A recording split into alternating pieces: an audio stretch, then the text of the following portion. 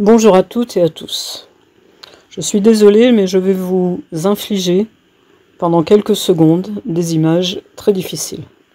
Et encore, j'ai choisi ce qui n'était pas sanglant.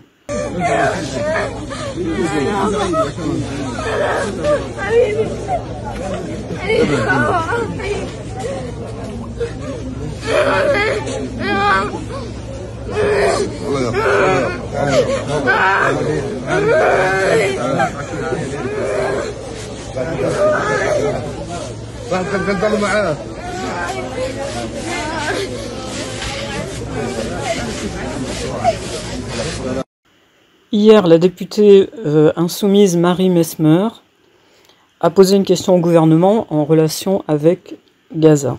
La parole est à présent à Madame Marie Messmer pour le groupe La France Insoumise. Madame la Présidente, collègues, Monsieur le Premier ministre, cette nuit encore, le ciel de Gaza a craché le feu et la mort. Au moins 413 personnes, dont une majorité d'enfants et de femmes, ont été tuées dans leur sommeil. Et nous nous sommes réveillés avec ces images d'une cruauté sans nom. Avant les tirs, l'aide humanitaire était coupée par le gouvernement d'extrême droite de Netanyahou. Il n'y a plus d'eau, plus d'électricité. Les mots de trêve et de cessez-le-feu ont perdu tout leur sens.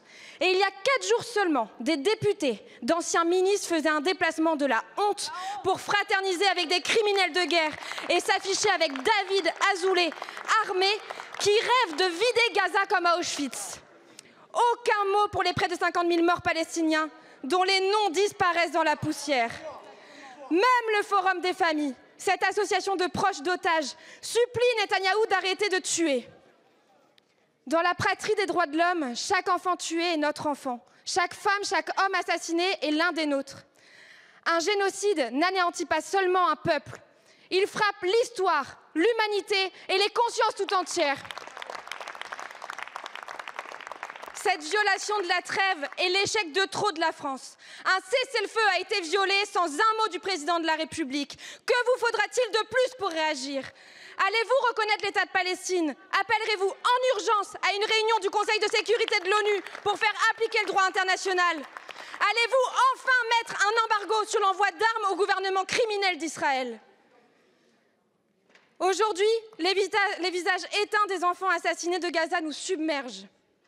Comment est-il possible de ne pas les voir? Moi, ils me hantent. Je vous remercie, Madame la députée. La parole est à Monsieur Jean-Noël Barrot, ministre de l'Europe et des Affaires étrangères. Madame la Présidente, Mesdames et Messieurs les députés, Madame la députée, vous pointez du doigt le déplacement d'une délégation du groupe Ensemble pour la République en Israël et dans les territoires palestiniens. Je veux pour ma part la saluer car c'est la grandeur du Parlement que de s'intéresser aux affaires du monde, notamment lorsqu'il s'agit du conflit au Proche et au Moyen-Orient, avec les conséquences que vous connaissez, qui d'ailleurs ne sont pas sans portée ou en tout cas sans avoir de conséquences pour les intérêts de la France et des Français.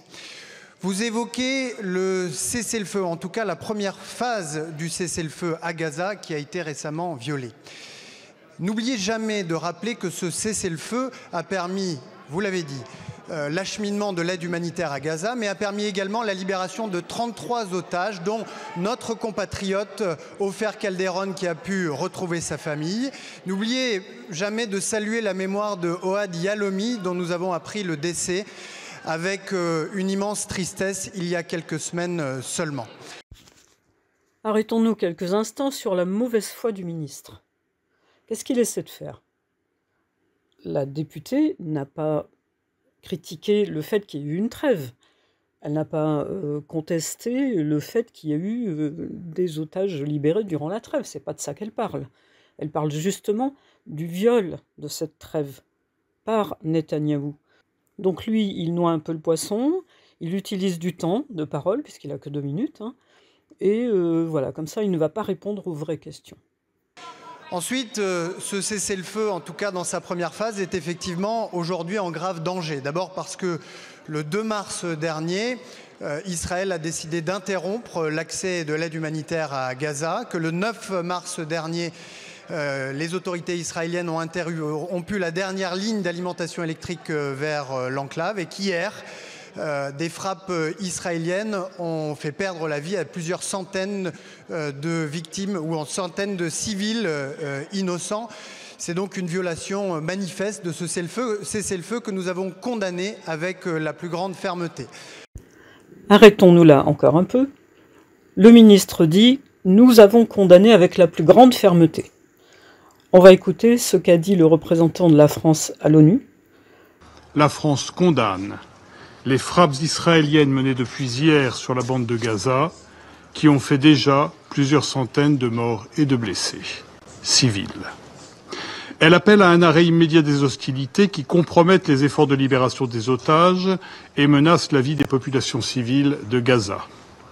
Toutes les parties doivent revenir au respect du cessez-le-feu dans son intégralité et s'engager dans des négociations de bonne foi afin de le pérenniser et poursuivre sur la voie ouverte par l'accord de janvier. Et on va lire le tweet qu'a fait Emmanuel Macron seulement aujourd'hui, le 19 mars 2025 à 13h43. C'est pas une condamnation vraiment. Je vous lis son tweet. La reprise des frappes israéliennes constitue un retour en arrière dramatique pour les populations de Gaza, les otages, leurs familles et toute la région. Aucune approche militaire n'apportera la sécurité dont ont tant besoin Israéliens et Palestiniens. Avec le roi de Jordanie aujourd'hui à Paris, nous appelons à la cessation des hostilités, à la libération des otages et à la reprise des négociations de bonne foi. Paix et sécurité pour tous, il est temps. Donc Macron dit à peu près la même chose que ce qu'a dit le représentant de la France à l'ONU. Mais moi, je ne vois pas vraiment là une condamnation ferme. Je ne sais pas ce que vous en pensez. Tout en appelant les parties, Israël et le Hamas, à reprendre des discussions constructives pour que ce cessez-le-feu puisse entrer dans une deuxième phase, devenir permanent, puisse ouvrir la voie à une solution politique, celle que nous appelons de nos voeux, celle qui repose sur deux États vivant côte à côte, en paix et en sécurité, avec des garanties de sécurité et des reconnaissances mutuelles. Mais arrêter d'envoyer des armes à Israël, reconnaître l'État de Palestine, pas de réponse. Merci, Monsieur le Ministre. Madame la députée. Monsieur le ministre, vous êtes totalement irresponsable. Que des paroles, aucun acte. Vous ne répondez à aucune de mes questions. Vous êtes complice devant l'histoire. Mais rendez-vous compte, des enfants meurent. 413 civils hier ont perdu la vie. Ils n'ont pas juste fait un déplacement, ils ont posé avec quelqu'un qui appelle à ce que Gaza soit comme Auschwitz.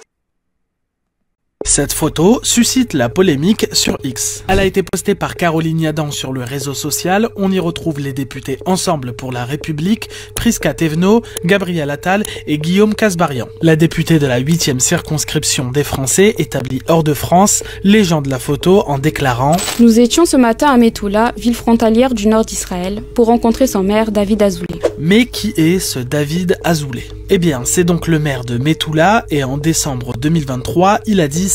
Il faut vider la bande de Gaza, l'aplatir, comme à Auschwitz, en faire un musée pour que le monde entier puisse voir ce qu'Israël peut faire, que personne ne vive dans la bande de Gaza pour que le monde entier puisse le voir, parce que le 7 octobre a été quelque part une deuxième Shoah. Une phrase qui avait à l'époque été condamnée par le musée d'État d'Auschwitz-Birkenau en Pologne. Le porte-parole du musée avait qualifié cette déclaration d'appel au meurtre et demandé aux autorités israéliennes de prendre des sanctions contre l'édile. Du coup, cette photo, elle ne passe pas pour plein d'internautes. De nombreuses personnes interpellent Caroline Yadan sur les propos tenus par David Azoulay. Cette dernière a fini par réagir, indiquant que la personne armée à droite de la photo n'était pas David Azoulay, mais un civil simplement chargé de la sécurité et que la rencontre avec le maire n'avait finalement pas eu lieu. Gabriel Attal, de son côté, n'a toujours pas réagi.